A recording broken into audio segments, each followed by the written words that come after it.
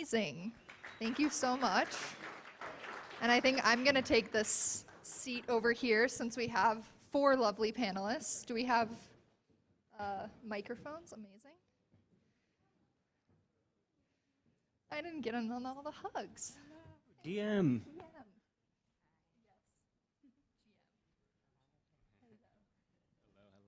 Sorry, everyone, you have to wait a second. Got to get the love fest out of the way. Thanks.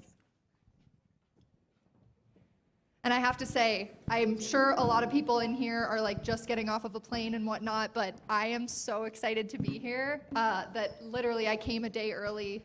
I'm so excited not only to be like having this conversation about some of my favorite topics being put together, but also to see all of these wonderful faces, because creators are kind of, you know, bringing in this next wave of people into an industry that all of us kind of care about.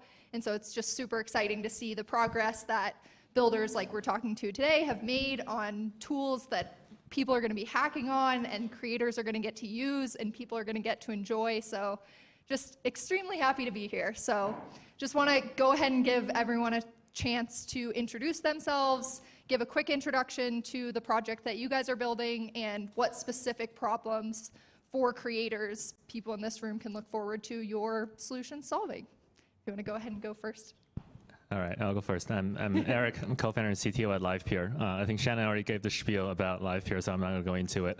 The specific angle about creators that I'm personally really excited about is number one, raising the unit economics using Web3 as a tool and making every view become more valuable, because there's a big problem in this Web2 space where people are just collecting view counts and they're starting to become meaningless, like millions of view counts worth hundreds of dollars. There's a huge opportunity in Web3 to change that and flip that, where every view you can actually capitalize and become tens, hundreds of dollars.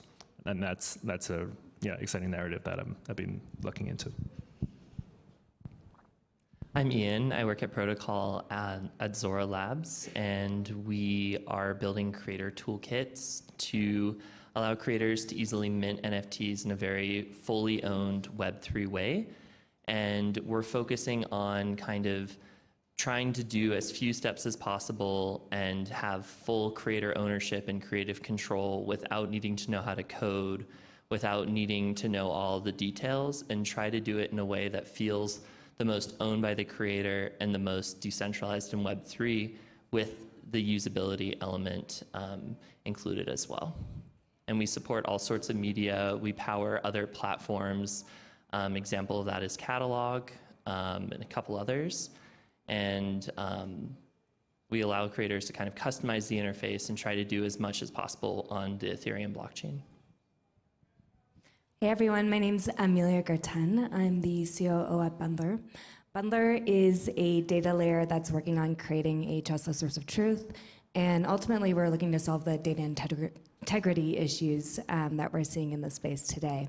So specifically for creators, we really focus on 2 main solutions, one being decentralized permanent data storage, and then the other being proof of provenance, which is one that we recently announced. And the reasons why people use Bundlr is because we're performant, scalable, and we allow users to sign and pay with 14 different tokens, so you don't have to choose just one platform. Amazing. I'm also extremely excited to be here. Thanks for that intro, LDF. My name is David. I am one of the co-founders at Lit Protocol.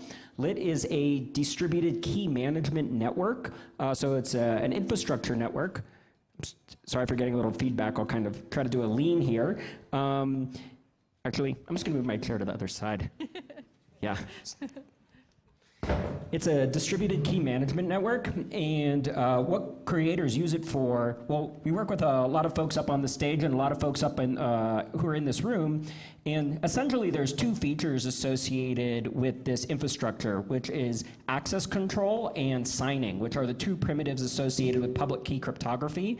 On the access control side, it's a network that can provision a decryption key to a user based on some public state data, which is a fancy way to say token gating, like token gating videos that are serviced through Livepeer, or token gating content that is stored on Bundlr and Arweave, or token gating content based on having a lens follower NFT. And the other side is on digital signatures. And where that gets really interesting is in the context of user onboarding. So how do we get mainstream users' wallets in a way where we're meeting the Web2 UX parity, which is essentially multi-factor authentication, but without having to rely on a centralized custodian? And so the answer there, of course, is distributed key management. So exciting. And I know you've already kind of all touched on a number of different, both like positive things that are possible now because of some of the decentralized technology that you all are working on, as well as solving some of the problems in Web 2 that haven't traditionally been able to be touched on. I think someone mentioned kind of the authenticity problem. You know, deep fakes have been coming up as a big topic of conversation, especially around video and being able to trust the source of data. I'm curious what work you guys are excited about that's happening right now that people can look forward to, who maybe haven't gotten into all of the underlying technology, who maybe are creators that are looking to make that switch, and who are excited about how this is going to make their lives easier moving forward. I can start.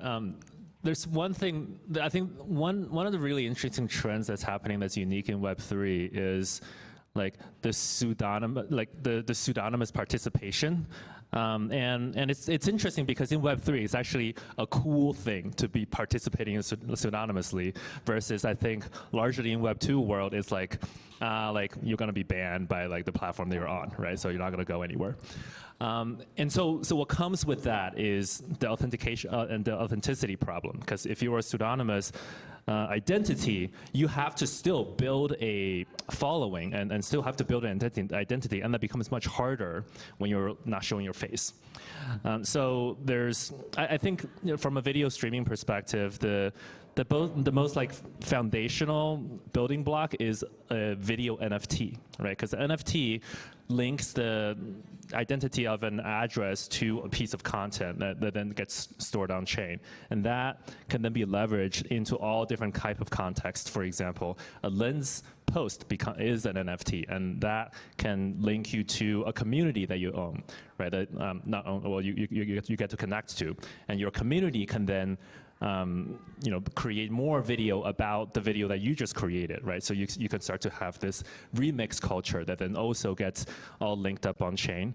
But I think the kind of the on-chain provenance trail is the first piece that needs to be in place, and then we get into like token gating and all these really fancy and cool, exciting features. Yeah, and like you mentioned, there's kind of that provenance of the content itself, and then also the identity of the person who's kind of authoring this content. Right. And in that same conversation, I know monetization is another big area of conversation around remix culture, around being able to give attribution back to the original creators. How are we doing in that area right now? I mean, there's kind of one heuristic that's really interesting that it gets applied here, which is the notion of sign everything. So if you think about, so there's the C2PA is a content provenance group that's led by Adobe, and like they are already thinking about, okay, a news organization or somebody who's working in Photoshop or whatever it might be, like there's a whole chain of interaction, even inside of a given organization where, let's say you have a Canon camera with a hardware secure module and you're taking a video with that, that's gonna be signed, but then it goes to an editor and then it needs to be signed there, and then that's cut up and sent out on TikTok and Twitter and wherever, and it gets signed there. And then you start to get into this really, really interesting question, which is, where does that data get stored? Is the right place to store that in like that news organization's centralized append-only auditable database? Is it on-chain? Is it in a distributed storage network? And so it really starts to get very kind of use case specific from there. But this whole notion of sign everything starts to get really important. And it's something that we've been paying a lot of attention to, because it's, whose keys do you trust to do that signing? And that's one of the reasons that we're excited about this momentum in the context of content provenance and basically fighting deepfakes, so to speak, around using a number of parties in like this network-oriented way to be that signer of last resort. I always like to make the joke that we have trust issues, and like deepfakes have definitely made our trust issues like so much worse. So I think for me, like definitely really excited about the fact that we can have someone cryptographically sign and prove that like, yes, this is a video that was done by XYZ. I just think like from a psychological standpoint, it's going to be so much better for our fans and society in general. So just to take a little bit of a different angle. Totally. And I think like one really interesting problem here that I've talked to some people about is in the context of things like ChatGPT and these language learning models, how do you persist cryptographic signatures through as the source data such that you can like ask ChatGPT a question, but then also know that the answer that you're receiving back is valid because there's a signature that has been processed by the language model as well, which is like right on the cutting edge of where some of those language models are. And does anyone have any strong thoughts about the monetization trail within all of that? Yeah, one thing I can talk about is interoperability. And one of the really great selling points for NFTs to artists from my perspective is the fact that you could mint on ZORA or you could mint on Manifold or all these other platforms and then decide you don't want to use that platform anymore and carry that over if it's decentralized enough to sell on OpenSea, to sell on another platform. And with ZORA, we've been experimenting with different code that allows people to sell their NFTs in different ways, and it allows us to respond really quickly to what creators in the market want. So the NFTs they create aren't stuck with just the same monetization we come up with. Artists can build their own extensions. They can work with developers. They can work with us. And having the interoperability and like standards. So I think one thing that we are lacking in the NFT space is solid metadata standards and like ways of signing data and passing it around in a way that other platforms can understand. We have a pretty good level of interoperability on the blockchain side, which is purchasing and selling and trading and staking and all these different things that people do. And Adam kind of touched upon that, where he uses different platforms depending on different use cases. But like at the end of the day, no matter where you mint, you can still mention on Lens, or you can still link to it on Twitter, and it's going to be able to be propagated through all the different platforms that can understand the NFT standard. So I think the next step would be to kind of figure out a more comprehensive metadata standard. And I'm really interested in the signature trail and all this sort of stuff where I take a photo on a camera, bring it into Photoshop, and then the NFT could include the signed blob and be verified to have that track record. I think that's starting to be much more important. But today we don't have any standards for the on-chain tracking. There is stuff that Adobe's doing. It's more of the conventional, like, here are file formats, and this is where you sign it on a file or store it in a central database. What does the Web3 solution of that look like? I love it. And we touched on a couple of the buzzwords, but one more for us all is composability, right? There's a lot of different parts that need to get done by a lot of different platforms, by a lot of different people. Of course, there's standards among those that we all kind of need to adhere to and write together. But for a person or a developer that wants to use a bunch of these different tools, we're getting to the point where use cases require these stacks of different components. Obviously, all of you are representative of parts of that stack. How do you see those coming together? What are some of the exciting, like bundles of goods that we're seeing support creator use cases and interesting novel, developer experiences? I can maybe tell a quick tale about a collaboration that Eric and I have been up to with this TV show called Stoner Cats, which is Mila Kunis's NFT project. And the team approached us and basically said, we want to figure out how to have a token-gated video content, but make it last for 5,000 years and do no DevOps and basically put it entirely on distributed networks. And we've been collaborating on basically a mechanism where the video content itself is stored in an encrypted form on the open web, and then somebody who owns that NFT can basically request of the Livepeer nodes, hey, please decrypt this video such that they can be then transcoded and shown to that user. And in that system, it's kind of like a really amazing serendipity that if you try to design something for maximum resilience, it also has maximum composability. I think one of the things that we're really focused at Bundlr specifically is that like typically the end creators are not going to be interacting with Bundlr. It's going to be the builders who are building the dApps.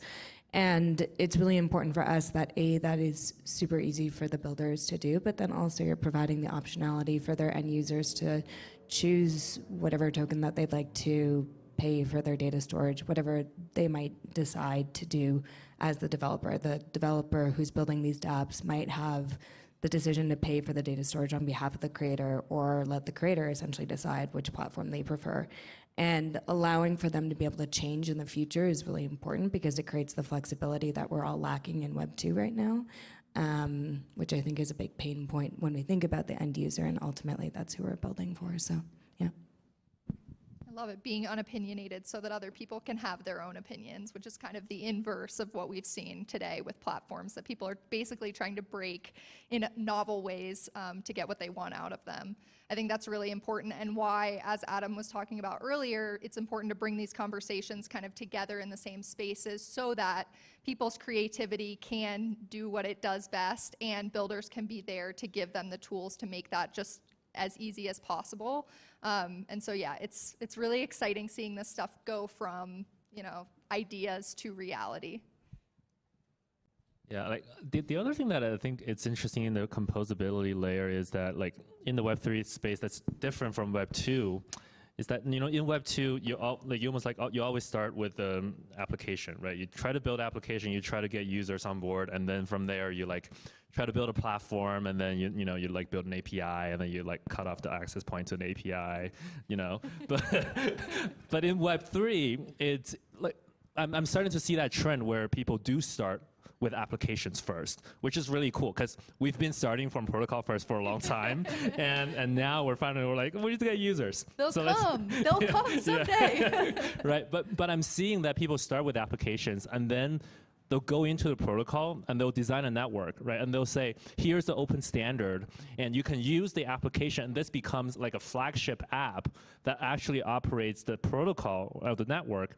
And by the way, you can also build your protocol, build your own application on this network that's decentralized. That just creates so much more trust, right, to the end-to-end, and makes things work better.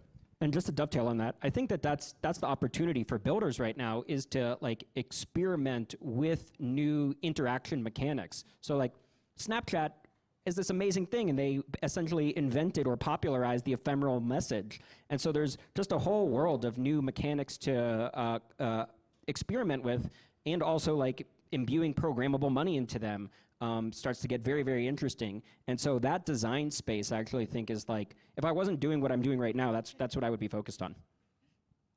I love it. It's also one of those things where you almost can be your own target user in a certain sense, right? And find some of these novel, just using the products that we're playing with all day, every day is a lot of times the best way to figure out what you wish could get better.